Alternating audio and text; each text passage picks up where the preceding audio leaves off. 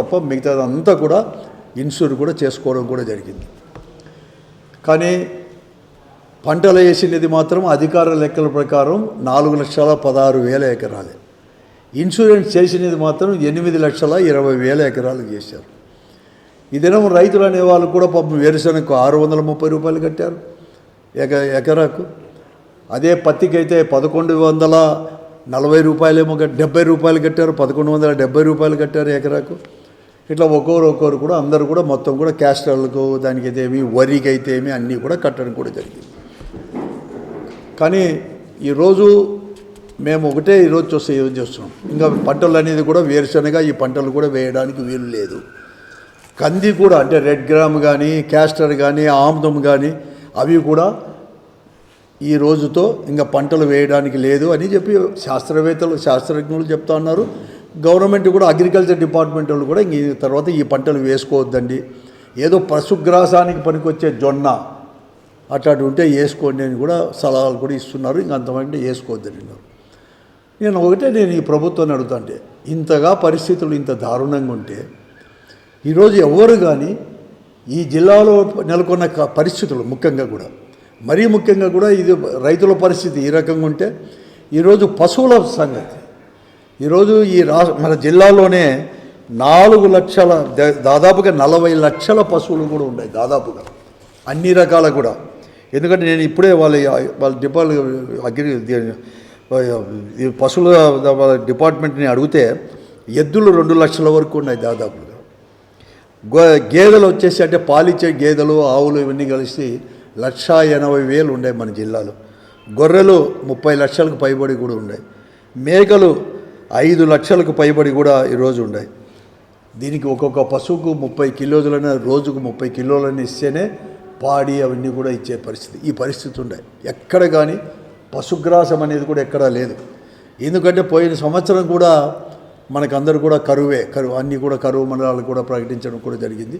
ఈ పరిస్థితుల్లో ఉన్నప్పుడు పశుగ్రాసం అంతా కూడా అయిపోయింది.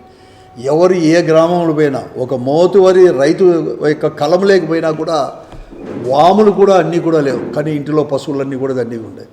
పశువులకు మేత లేని పరిస్థితి గ్రామాల్లో. తాగునీటికి కూడా అప్పుడే సమస్య ఏర్పడింది పశువులకు కూడా. ఇవన్నీ కూడా ఇంత దారుణమైన పరిస్థితులు ఉంటే కనీసం ఈ జిల్లాలో ప్రభుత్వ అధికారులు కూడా ఓ పెద్ద ఎత్తున రివ్యూ చేసింది ఏం లేదు. మరి ముఖ్యంగా ప్రజాప్రతినిధులు ఎక్కడ కానీ రివ్యూ అనేది కూడా ఇంతవరకు కానీ చేయలేదు. ఉండేకేమో మనకి ఉమ్మడి జిల్లాకు 3 మంత్రులు ఉన్నారు, 3 క్యాబినెట్ మంత్రులే. అందరూ కూడా చాలా కూడా అన్నీ ఉన్నాయి.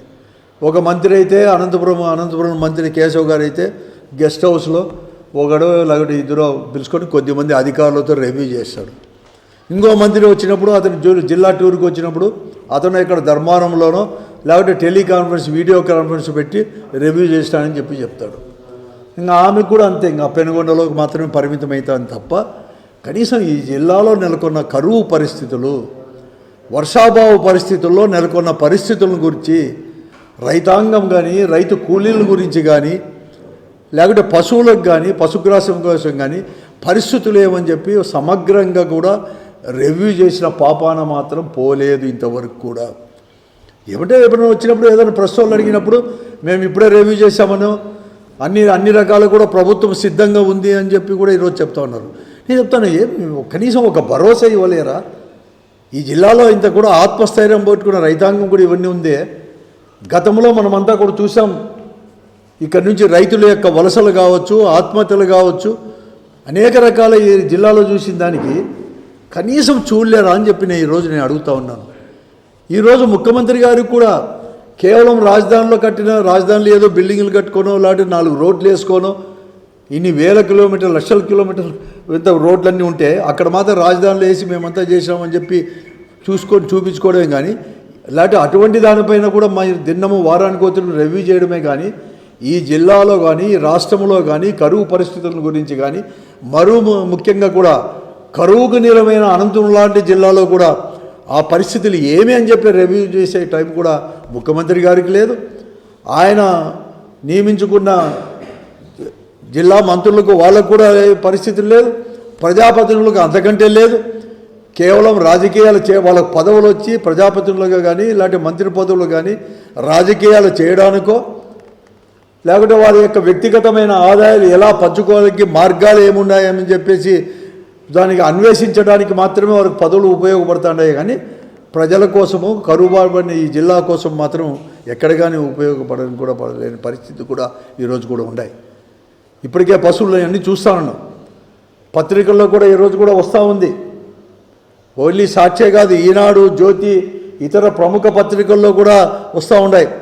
పశువులు వచ్చేసి మార్కెట్కి వచ్చేసి ప్రతి వారం కూడా శనివారం ఆదివారం కూడా ఇవన్నీ కూడా అప్పుడే పశువులన్నీ కూడా వచ్చేసి ఎక్కువగా కూడా వస్తున్నాయి. పశువులకు మార్కెట్కు తరలిపోతున్నాయి. కటిక మార్కెట్కు కూడా తరలిపోతున్నాయి.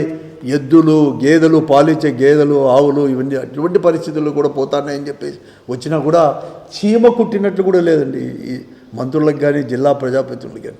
ఇంతవరకు ఎక్కడ కానీ రెవెన్యూ చేయలేదు, ఎక్కడ కానీ చేయలేని పరిస్థితి కూడా ఈరోజు కూడా ఇంత దారుణమైన పరిస్థితులు ఉంటే కూడా పోనీ కనీసం మేము ఆదుకుంటాము అని చెప్పేసి అంటారంటే ఆదుకు ఇన్సూరెన్స్ కూడా ప్రీమియం కూడా వాళ్ళ రైతులంగానే కట్టుకోమని చెప్పి మరోపక్క 24 కూడా బీమా ఏమైనా రాలేదు. ఇంతవరకు 24 రాలే, 25 ఖరీఫ్కు రాలే, రబీకి రాలే, 24లో కూడా ఖరీఫ్కి రాలే, రబీకి రాలే అని చెప్తే మొన్ననే ఖరీఫ్కు మాత్రం రిలీజ్ చేశారు చెప్పారు. కానీ ఒక్కొక్కరికి ఒక రైతుకు 2000, 3000, 4000, 5000 పడింది.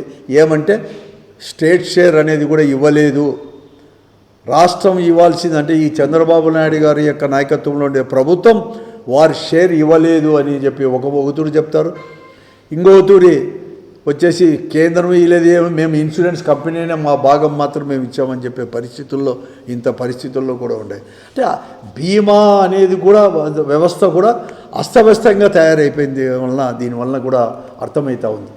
దీని గురించి కూడా పట్టించుకోలేదు జిల్లాలు. నిజంగా చెప్తున్నాను, 24 నుంచి కూడా ఆ 24లో అంటే 23 చివరిలో నవంబరు డిసెంబర్లో చనిపోయిన వాళ్ళకి కానీ రైతులు ఆత్మహత్యలు చేసుకున్నవారు కానీ అంటే 24వ సంవత్సరం అప్పుడు ఎలక్షన్ ఉన్నా కానీ అది కానీ అంటే ముందు గవర్నమెంట్లో ఉండే ఒక 5-6 నెలలప్పుడు ముందు చనిపోయినప్పుడు కానీ ఆ తర్వాత 2 సంవత్సరాలు పైబడింది.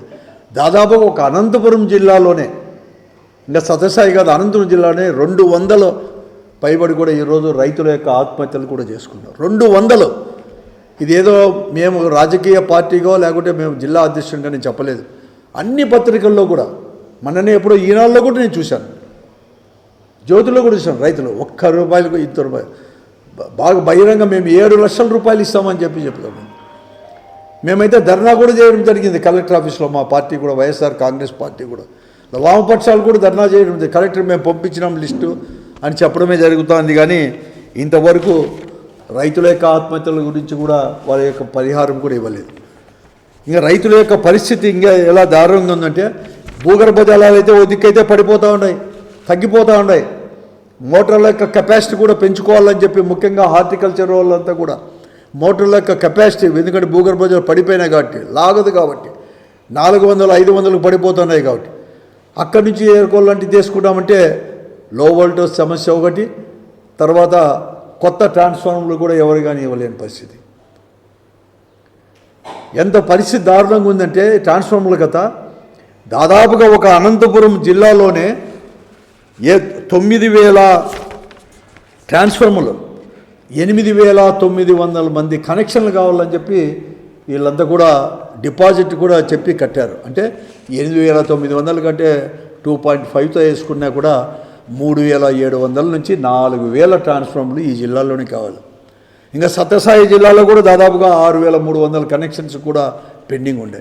ఇది ఏదో ఇప్పుడు కాదు, 3 సంవత్సరాల నుంచి 2.5 సంవత్సరాల నుంచి కూడా ఈ ట్రాన్స్ఫార్మర్లు పెండింగ్ ఉన్నాయి. ఈ ట్రాన్స్ఫార్మర్ ఎంత దారుణంగా తయారైందంటే ఈ జిల్లాలో ఎస్సీ గారు కావచ్చు ఎవరైనా కానీ ఏ డిఈలు ఈఈలు చెప్తే రైతులు పోయి డిపాజిట్లు కట్టినా కూడా ఎవరు ఎమ్మెల్యేలు చెప్పాలి. ఎమ్మెల్యేలు చెప్తే ట్రాన్స్ఫార్మర్ రిలీజ్ చేస్తారు. తక్కువ వచ్చేసినాయి కాబట్టి ట్రాన్స్ఫార్మర్ రిలీజ్ చేస్తారు. లేకుంటే ముడుపులు చెల్లించాలి డిపార్ట్మెంట్కి, వాళ్ళకి ట్రాన్స్ఫార్మర్లు ఇస్తారు. ఈరోజు దాదాపుగా 3,700, 4,000 ట్రాన్స్ఫార్మర్లు కావాలని ఈ జిల్లాకు. జిల్లాలో ఉండే జిల్లా మంత్రి ఏం చేస్తూ ఉన్నారు, శాసనసభ్యులు ఏం చేస్తూ ఉన్నారు? ఇంత పరిస్థితి దారుణంగా ఇవన్నీ కూడా ఉంటే ఇవన్నీ ప్రజాప్రతినిధులకు ఏం పట్టవా? అసలుకు ఎమ్మెల్యేలకు ఎవరికి కానీ ప్రజాప్రతినిధులకు పట్టవా? కనీసం ఈ జిల్లాలో ఇప్పుడు 25వ తేదీ నుంచో 24వ తేదీ నుంచో గత నెల 24వ తేదీ నుంచి ఇంటింటికి పోతున్నారే, గ్రామాలకు పోతున్నారే శాసనసభ్యులు. మీ దృష్టికి రాలేదా? చెప్పండి, నిజం చెప్పండి, ధైర్యంగా చెప్పండి. మీకు ఏమైనా శాసనం మీ దృష్టికి రాలేదు? ఇవన్నీ ఈరోజు కరువు పరిస్థితులు రాలేదా? పశువులకు మేత లేదనేది రాలేదా? మేము అంతో ఇంతో పంటలు వేసినట్టు అవి ఎండిపోతానని రాలేదా? అసలు విత్తనం వేసుకోలేదని రాలేదా? వాళ్ళకి ఏ పరిస్థితులు వస్తారు? ఈరోజు నీళ్లు రాలేదని చెప్పి ఇప్పుడు తుంగభద్ర డ్యాంలో ఇప్పుడు 89 టీఎంసీలు ఉన్నాయి, 190 టీఎంసీలు 195 టీఎంసీలు శ్రీశైలంలో ఉన్నాయి. నీళ్లు కొడతా ఉన్నారు మన నుంచి కూడా 10 రోజుల నుంచి కూడా. కానీ అధికారులు పోయేసి ఈ నీళ్లు వాడకూడదు, పోలీసు వాళ్ళని పెట్టాం, ప్రత్యేకంగా కూడా స్టాఫ్ను కూడా నియమించామని చెప్పి చెప్తున్నారే. నేను కాదంలో పరిస్థితులు దారుణంగా ఉన్నాయి. మీరు చెప్పే ప్రకారం నీళ్ళకు డ్రింకింగ్ వాటర్కే పెట్టుకోవాలనుకుంటే డ్రింకింగ్ వాటర్కే పెట్టుకోండి. కానీ మిగతా నీళ్ళు ఏం చేస్తారు, ఎలా వాడుకోమంటారు? రైతాంగానికి ఒక భరోసా లేకపోతే వారికి ఒక సలహా ఇవ్వలేకపోతే ఎట్లా? కాలువగట్ట దగ్గర కూర్చొని రైతాంగం అంతా ఎదురు చూస్తూ ఉంది. మేము ఇవ్వలేము, నీళ్ళు ఇవ్వలేము, అయినా మీకు పరిహారం ఇస్తాము, మీరు భయపడొద్దండి, లేకపోతే పశువుల మేతకు కావాల్సింది మాత్రం మీరు పంటలు వేసుకోండి, దానికి మేము ఇస్తాము, మిగతా పరిహారం ఇస్తాము, ఏదో రకంగా చెప్పాలి కదా రైతాంగానికి. ఒక్కరు కూడా, ఒక్క మంత్రి కానీ, ఒక ఎమ్మెల్యే కానీ, శాసనసభ్యుడు కానీ అధికారం అని చెప్పి అధికారులను పంపించేసి మీరు వాడుకోకూడదు, నీళ్ళు వాడుకుంటే మీకు అంతా కూడా జైల్లో పెడతాము, పోలీస్ స్టేషన్ పోలీసులు పంపుతామని చెప్పి పోలీసులను పెడితే ఎలా చేస్తారు చెప్పండి? ఈ పొద్దు ఇన్సూరెన్స్ చేసిన పంటలకు ఇన్సూరెన్స్ చేసి ఎండిపోయే దానిలకు ఇంకా కంప్లీట్గా పనికి కూడా రావు. ఇవి జూన్లో వేసినవి ఇవి, లేదా 45 రోజుల నుంచి 50 రోజులు నీళ్ళు గట్రా అవి ఎండిపోయినాయి. దాని పరిస్థితి ఏమి? దానికి ఇన్సూరెన్స్ మీరు ఎలా కూడా చెల్లిస్తారు? ఇప్పుడు కట్టుకున్నారు కాబట్టి ఒకవేళ ఇన్సూరెన్స్ అనేది కూడా కట్టుకొని ఇప్పుడు వేరుశనగే ఉంది, మామూలుగా వేసేదానికంటే కూడా 1,68,000 1,70,000 ఎకరాలు ఏమో వేరుశనగ వేసినట్లుంది. కానీ 1,70,000కి ఇన్సూరెన్స్ కడితే వేసిండేది మాత్రం అధికార లెక్కల ప్రకారం 1,06,000. దాదాపుగా ఇంకా కూడా 70,000 ఎకరాలకి అనేది కూడా ఇన్సూరెన్స్ కట్టినా కూడా వేరుశనగ వేయలే. కందులు కూడా అలాగే ఉంది ఈరోజు. అన్ని పంటలు కూడా అలాగే, పత్తి పంట కూడా ఇన్సూరెన్స్ కట్టినా ఆ పంటలు మేము వేసుకోలేం. వాళ్ళ పరిస్థితి ఏమి? అసలు ఏనాడైనా ఆలోచన చేశారో రివ్యూ పెట్టి? వాతావరణ బీమా అంటే ఏమి? వాతావరణం అనేది అనుకూలించిన దాని నెలలో ఏమైనా కానీ దానికి అనేది కూడా సాధారణ పంట కంటే కూడా తక్కువ పండితే దానికి నష్టపరిహారం ఇవ్వడానికే వాతావరణ బీమాని తీసుకొచ్చి పెట్టారు. ఇప్పుడు వాతావరణం విత్తనం వేయడానికే అనుకూలించలేనప్పుడు వాతావరణ బీమా అనేది కూడా పూర్తిగా కూడా ఈ చెల్లించాల్సిన బాధ్యత ఈ ఇన్సూరెన్స్ కంపెనీ పైన కానీ కేంద్ర రాష్ట్ర ప్రభుత్వాలపైన ఉంది కదా. మేము ఇస్తామని చెప్పని కూడా చెప్పకపోతే ఎలా? ఈరోజు ఇన్సూరెన్స్ రైతాంగానికి చెప్పుకోకుండా ఈరోజు కూర్చున్నారు. ఇంత దారుణమైన పరిస్థితులు ఈ జిల్లాలో ఎప్పుడూ లేవు. ఇంత దారుణంగా వ్యవహరిస్తున్న ప్రజాప్రతినిధులు కూడా ఎప్పుడు కానీ నేను ఉన్నాను. నేను ఒకవేళ మా పార్టీ మేము ప్రజాప్రతినిధులు ఉండేప్పుడు అపోజిషన్లో ఉన్నాము, రూలింగ్లో ఉన్నాము. అపోజిషన్లో ఉన్నప్పుడు కూడా ఇదే చంద్రబాబు నాయుడు గారు కూడా ముఖ్యమంత్రిగా ఉన్నప్పుడు కూడా ఇంత నిమ్మకు నీరెత్తినట్లు చూసుకునే ప్రజాప్రతినిధులు కానీ ఈ ప్రభుత్వం కానీ నేను ఎప్పుడు కానీ చూడలేదు. అంత దారుణమైన పరిస్థితులు ఉన్నాయి ఈరోజు. వారి యొక్క వ్యక్తిగతమైన ప్రయోజనాలను చూస్తున్నారు తప్ప ఎక్కడగా లేని పరిస్థితి కూడా ఈరోజు కూడా. నేను అందుకోసమే ప్రత్యేకంగా కూడా ఈ జిల్లాకు చెందిన మంత్రి కేశవ్ గారు కానీ, అలాగే సత్యప్రకాష్ గారు కానీ, లేకపోతే ఆమె కూడా ముగ్గురు మంత్రులు ఉన్నారు, ప్రజాప్రతినిధులు ఇంకా కూడా ఉన్నారు, ఎమ్మెల్యేలు, ఎంపీలు, ఎమ్మెల్సీలు. ఇవి చేయండి అయ్యా, ఇవి చేయండి, భరోసా ఇవ్వండి. రైతాంగానికి కూడా ఇస్తామని చెప్పండి. పశువులు ఏం చేయాలి చెప్పండి, ఎక్కడ తోలాలి? మీరు ఏమైనా పశు కేంద్రాలు పెడతారా, లేకపోతే గ్రామానికి పెడతారా, ఎక్కడ పెడతారు? లేకపోతే కలెక్టర్ ఆఫీస్కి తోలాలనా చెప్పండి. ఇంకా ప్రభుత్వ ఆఫీస్కే తోలాలి, తాలూకా ఆఫీసులతో తోలాలనా పశువులను? లేకపోతే కళాపురాలకు తోలన్నా, కళాపురాలకు అన్నీ కూడా మళ్ళీపోతాండా ఎక్కడ చూసినా కూడా. ఇంత దారుణమైన పరిస్థితులు ఉన్నా కూడా ఈ పరిస్థితులు కూడా ఈరోజు అనేవారు కూడా ఉన్నారు. కాబట్టి ఇప్పటికైనా కానీ ఆత్మహత్యలు చేసుకున్న రైతాంగానికి కావచ్చు, రైతులు ఎవరైతే ఆత్మహత్య చేసుకున్న వారికి ఇచ్చే వెంటనే కూడా పారితోషికం ఇచ్చే దాంట్లో కానీ, అలాగే 24, 25 కూడా ఇన్సూరెన్స్ కూడా వెంటనే కూడా చెల్లించి ఈ సంవత్సరం కూడా ఇంత పెద్ద ఎత్తున ఉన్నారు కాబట్టి వాళ్ళకి ఏ విధంగా కూడా చేస్తారు, ఏ విధంగా భరోసా ఇస్తారు. అలాగే ఇప్పుడు వచ్చిన నీళ్ళు ఈరోజు మనకు వాటా వచ్చి ఇప్పటికైతే 15 టీఎంసీలు అంటున్నారు. నాకు తెలిసినంతవరకు ఇప్పుడు ఇంకా కూడా ఎక్కువ వచ్చి 90 టీఎంసీలు దాదాపు ఉంది కాబట్టి, ఇంకా రేపు మన్నాడు కూడా దాన్ని 100 టీఎంసీలు అయ్యే అవకాశం ఉంది కాబట్టి ఇంకా ఎక్కువ వచ్చే కూడా అవకాశాలు ఉన్నాయి. ఇంకా 6, 7 టీఎంసీలు కూడా ఇప్పుడుండే ప్రకారమే టీఎంసీలు కూడా మనకు వచ్చే కంటే దాదాపు 21, 22 టీఎంసీలు కూడా వచ్చే అవకాశాలు ఉన్నాయి హెచ్ఎల్సీ ద్వారా. అలాగే హంద్రీ నీవాలో కూడా పూర్తిగా ఉన్నాయి కాబట్టి దాన్ని కూడా పూర్తిగా వినియోగిస్తే ఎలా చేస్తారు? ఒకవేళ పశుగ్రాసం కోసం పంటలు వేసుకోవద్దని చెప్పి ప్రభుత్వమే వారికి అనేది కూడా ఆ ఎకరాలకు వాళ్ళకి భూమికి ఏదో పంటలు వేసుకుంటే అంత డబ్బు కూడా చెల్లించి ఏమన్నా పశుగ్రాసానికి పనికి వచ్చేదానికి ఏమన్నా వేస్తారేమో ఆల్టర్నేటివ్ ఏమని చెప్పేసి కూడా వెంటనే కూడా ప్రకటించి ప్రజలకు ఒక భరోసా ఇవ్వాలని చెప్పేసి కూడా నేను ఈరోజు కూడా అడుగుతాను అని ప్రభుత్వాన్ని కూడా మేము అనేది కూడా డిమాండ్ చేస్తున్నాను. అలాగే వెంటనే కూడా ట్రాన్స్ఫార్మర్లు కూడా ఈ 3700 కానీ 4000 కానీ మనకు ఉన్నాయి, తక్కువ కావాలి కాబట్టి అర్జెంట్గా రిజిస్టర్ చేసుకున్నారు కాబట్టి వెంటనే అవి కూడా రిలీజ్ చేయాలని చెప్పేసి, కేవలం రాజధానిలో కూర్చొని ఎలక్ట్రిక్ మంత్రి రవి గారు మేము అసలు ఎక్కడ కానీ లేదు అన్నీ ఇచ్చేసినామని చెప్పి అంటున్నారు.